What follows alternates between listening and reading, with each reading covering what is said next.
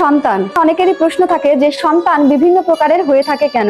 অনেক সময় দেখা যায় যে বাবা মা অনেক ভালো, কিন্তু তারপরেও তার সন্তান কুসন্তান হচ্ছে, অর্থাৎ পিতামাতাকে মারধর করে, খেতে দেয় না। অনেক সন্তান আছে যে জন্মের পর থেকে পিতামাতাকে প্রচুর অর্থ তার পিছনে খরচ করতে হয়, অর্থাৎ প্রতিবন্ধী হয় বা রোগাক্রান্ত থাকে বা অন্যান্য কারণে সে পিতামাতার অর্থ ধ্বংস করে।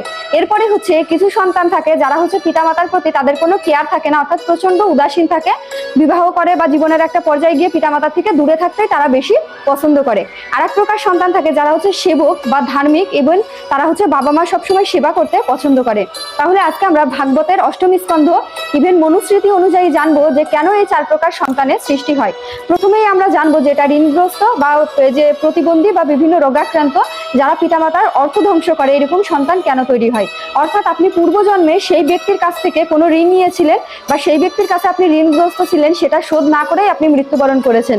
তখন ওই সন্তান আপনার কাছে আসে, ইভেন আপনার কর্মফল হয়ে ফেরত আসে। আর তখন আপনি কাউকে ঠকিয়েছেন বা কারো টাকা মেরে নিয়েছেন, তো এই যে কার্যক্রমগুলো আপনার থাকে, সেই কাজের ফলে আপনার এই ধরনের সন্তান প্রাপ্ত হয়। তখন সেই সন্তান আপনার সমস্ত প্রকার অর্থ ধ্বংস করে বা আপনার এই জন্মে এসে আপনার কাছ থেকে সেই অর্থগুলো সে নিতে শুরু করে। ততক্ষণ পর্যন্ত আপনার অর্থ শেষ করতে থাকবে যতক্ষণ পর্যন্ত তার পূর্বজন্মের ঋণ আপনি শোধ করতে না পারবেন। এরপরে 2 নম্বরে থাকে হচ্ছে উদাসীন পুত্র, অর্থাৎ দেখা যায় এরা বিবাহ করে বা জীবনের একটা পর্যায়ে গিয়ে বাবা মার প্রতি আর কোনো কেয়ার থাকে না। অর্থাৎ এরা আপনার পূর্বজন্মের এরকম কোনো সন্তান থাকে বা এরকম কোনো সম্পর্ক থাকে, এরকম কোনো কর্ম থাকে যে আপনি আপনার পিতামাতাকে সেবা করেননি বা আপনি আপনার পিতামাতাকে সেই জন্মে অনেক কষ্ট দিয়েছেন, সেটা হচ্ছে আপনার উদাসীন সন্তান হিসেবে আপনার গর্ভে আসবে।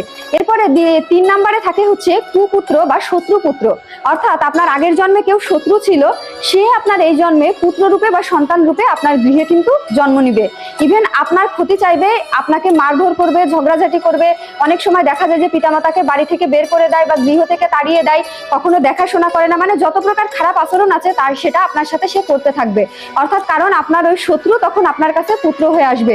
এরপরে 4 নম্বরে থাকে সেবক বা হচ্ছে ধার্মিক পুত্র বা সন্তান, অর্থাৎ সে প্রচন্ড ধার্মিক হবে বা ভগবানের সেবা করবে, পিতামাতার সেবা করবে, আপনার দেখাশোনা করবে, আপনার আমৃত্যু আপনার যে যতটুকু সেবা প্রয়োজন, আপনার খাওয়া দাওয়া সবকিছু দেখাশোনা সে করবে।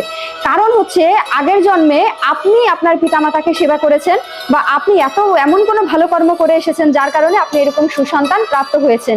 অর্থাৎ আমরা যা কিছু প্রাপ্ত হচ্ছি এই জগৎ সংসারে, আমাদের এই মনুষ্য জন্মে সবকিছুই হচ্ছে আমাদের পূর্বকৃত জন্মের কর্মফল।